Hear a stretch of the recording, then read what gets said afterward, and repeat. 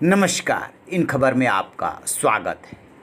मोदी सरकार के कृषि अध्यादेशों को लेकर के एनडीए सरकार में मतभेद पैदा हो गया है और मोदी सरकार कहीं न कहीं इसको लेकर के मुश्किल में फंस गई है। उसके पुराने सहयोगी शिरोमणि अकाली दल ने ये धमकी दी है कि यदि सरकार नहीं मानती है तो उसकी इकलौती मंत्री जो सरकार में हरसिमरत कौर वो इस्तीफा दे देंगी।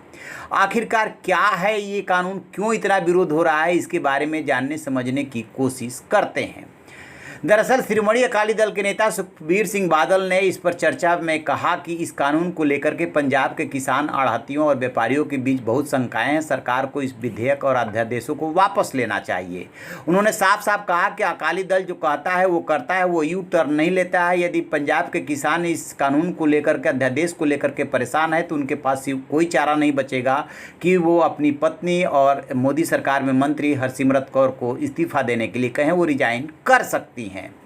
अब इन तीनों कानूनों के बारे में जानते हैं। केंद्र सरकार संसद के मौजूदा मानसून सत्र में किसानों से संबंधित कृषक उपज व्यापार और वाणिज्य संवर्धन और सुविधा विधेयक 2020, कृषक सशक्तिकरण और संरक्षण मूल्य आश्वासन और कृषि सेवा पे करार विधेयक और तीसरा आवश्यक वस्तु संशोधन विधेयक 2020 लेकर के आई है।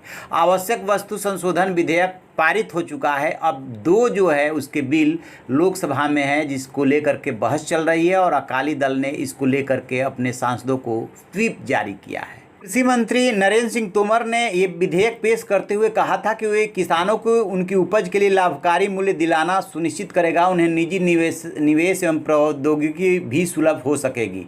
तोमर ने किसानों को उत्पाद व्यापार और वाणिज्य संवर्धन सुविधा विधेयक के बारे में बताया था और कहा था कि प्रस्तावित कानून कृषि उपज के बाधा मुक्त व्यापार को सक्षम बनाएगा, साथ ही किसानों को अपनी पसंद के निवेशकों के साथ जुड़ने का मौका भी प्रदान करेगा। उन्होंने ये भी कहा कि ये पहल सरकार के देश के किसानों के कल्याण के लिए उसकी निरंतर प्रतिबद्धता के तहत किए गए तमाम उपायों की श्रृंखला में उठाया गया ताज़ा कदम है।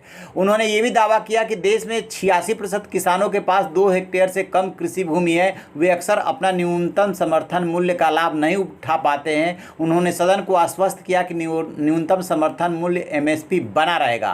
कांग्रेस और अन्य दल इस विधेयक का विरोध कर रहे हैं। उनका ये तर्क है कि एमएसपी प्रणाली द्वारा किसानों को प्रदान किए गए सुरक्षा कवच को कमजोर कर देगा ये कानून, और बड़ी कंपनियां किसानों का शोषण करेगी। इस आधार पर विरोध कर रहा है कि ये कृषि जो है राज्य सरकार का विषय है और बिना उनसे परामर्श करके ये विधेयक लाया गया है। विरोध करने से पहले विधेयक की सामग्री और अंतर वस्तु का गहराई से अध्ययन करें, ऐसा सरकार कह रही है। विरोध का आधार ये है कि केंद्र सरकार इस कानून में ये व्यवस्था करने जा रही है कि कोई भी किसान अपनी उपज को वो मंडी समिति में ही बेचने के लिए मजबूर नहीं होगा। वो फसल के आने से पहले किसी भी व्यापारी को उसे बेचने के लिए कांटेक्ट कर सकता है।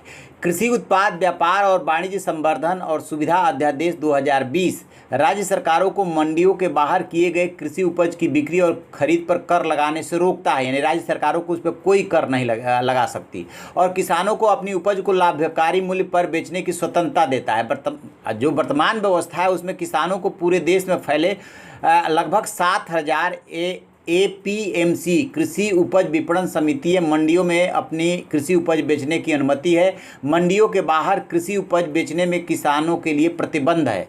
जो विपक्ष और शिरोमणि अकाली दल, व्यापारी और किसानों का विरोध है वो इस बात को लेकर के है कि इससे जो व्यापारी हैं या जो उद्योगपति है जिससे किसान समझौता करेंगे अपनी उपज बेचने के लिए, वो धीरे धीरे उनके एक तरह से साहूकार बन जाएंगे और वो कर्जदार होते होते उनकी ज़मीन उनके हाथों में चली जाएगी। जबकि सरकार कह रही है कि बिल्कुल ज़मीन नहीं जाएगी। ये किसानों के लिए मील का पत्थर साबित होगा कानून, जिसमें कि जो छोटे किसान हैं वो मंडियों तक नहीं पहुंच पाते हैं और अपनी उपज का लाभकारी मूल्य लेने के लिए वो बड़े व्यापारियों से और जो भी इस क्षेत्र में होगा उसे समझौता कर सकेंगे और उनको इसका बहुत ज़्यादा लाभ मिलेगा। दोनों के तर्क अलग अलग है और इसी बात को लेकर के विरोध है। दूसरा सैद्धांतिक विरोध इस बात को लेकर के है कि कृषि राज्य सरकार का विषय है और ये संघवाद पे मोदी सरकार हमला कर रही है कि बिना उनसे परामर्श लिए ये कानून बना रही है।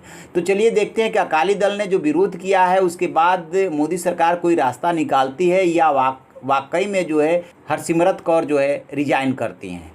तो आप ऐसी खबरों के लिए देखते रहिए हमारा डिजिटल चैनल इन खबर। Thank you. इन खबर चैनल को सब्सक्राइब करें